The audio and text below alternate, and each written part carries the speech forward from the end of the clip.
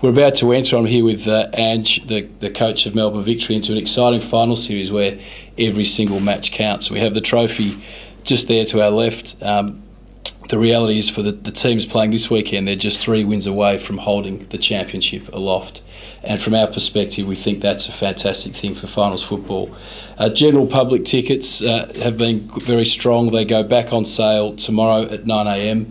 And at this stage, you can log on to a-league.com.au/tickets to get your tickets. But from our perspective, by every measure, the grand final of the Hyundai A-League is the most important day in the Australian football calendar.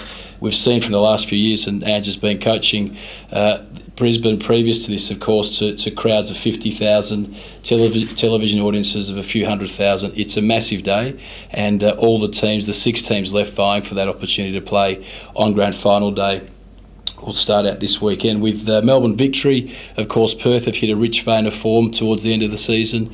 Melbourne Victory have been one of the great stories this year. They've held on to third and worked right through. So it will be a very tough game. I'm sure Ange will talk about that.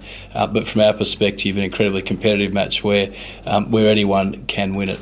You definitely want to be around at this time of the year. You know, you think about there's 4 A-League clubs who've already shut up shop for the season, and it's a great motivator to keep going and playing in the final series. So looking forward to it.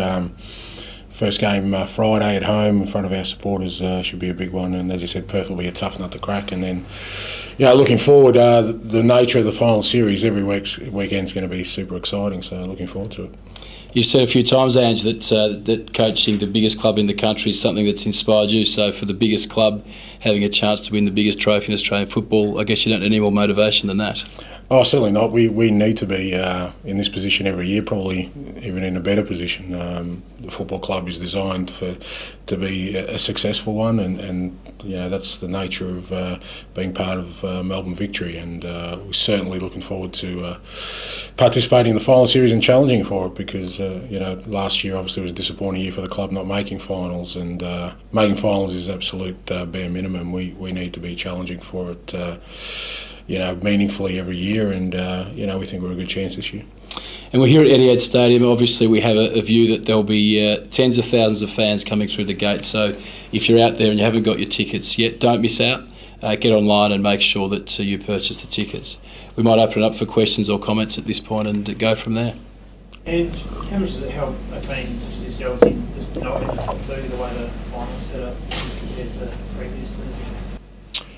Well, it's I guess it's an interesting final series this year where I think 3rd and 4th are probably in a better position in this kind of final series than probably in the previous ones. But I know a lot of people are saying it gives 5th and 6th a chance, and it certainly does. But realistically, to win it from 5th and 6th, you got to win 3 games in a row away from home. I reckon if you have a look at the record books over the course of the A-Leagues, since its inception, not many clubs have done that. I think probably Western Sydney's the only one that's done it this year, and that's probably why they finished on top by a margin. So it's not an easy thing to do. So win 3 games in a row away from home. If one of the 2, 5th or 6th, can do that, they would have come through as worthy winners. So from our perspective, 3rd spot was really important for us. We're still a sneaky chance to host a grand final if if the stars align. So all those kind of things become important. But really, with the nature of it being so cutthroat, you can only really focus on the game at hand. And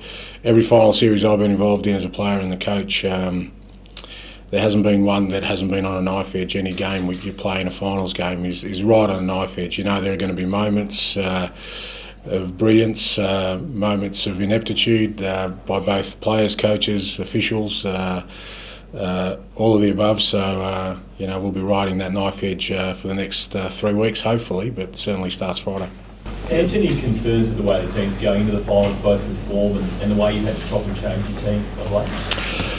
Well, form's good. We won, so it's a lot better than going into it losing, and everyone's fit and healthy. So that's the key thing for us. We had a probably disappointing result the week before, and we kind of addressed that after the game, but certainly the weekend was good for us. We got it through unscathed, and obviously with the short turnaround, my biggest concern was if we got any injuries or people feeling not well after that game, and no bookings obviously was important too. So from my perspective, out of the ones who obviously are fit, they're all available, and after the weekend going in a third spot, we're feeling pretty good about things. It is really hard. I mean, I'm probably one of the most fortunate guys going around. I've been involved in 6 grand finals and won 6 of them as a player and as a coach, and that spans close to 30 years. So I know how hard it is to win one. So they're all very satisfying, and none is easier than any other. It's been a challenging year for sure. This year with us, we've made a lot of changes to the football club, probably too many in a year, but some have been forced upon us. And from that perspective, that's why I'm really, pleased and proud with the way the players have come through it, because it has been, we've thrown a lot on them. Because, right from day one, I was very mindful of the fact that this couldn't be a rebuilding year for this football club. They had a disappointing year last year, and a club like Melbourne Victory can't miss finals 2 years in a row. So whilst I had my own ideas about the changes I wanted to make, and I knew that it had to be significant change to play the style of football we want and the cultural aspect of it the way I want, I couldn't forsake competitiveness for just having some ideological philosophy that I wanted to ram home. So to come out of it with the changes we've made, which I think puts us in a real great shape for the next few years. I really think we're going to get bigger and better over the next few years. But at the same time, this year I think we're still in with a show, and we're going to have a real crack. And if we do manage to pull it off, it'll be satisfying, but no more than any other one. Because as I said, pretty much everything needs to go your way to win one of these things. It's quite, as I said, I'm fortunate, but even having said that, they come few and far between.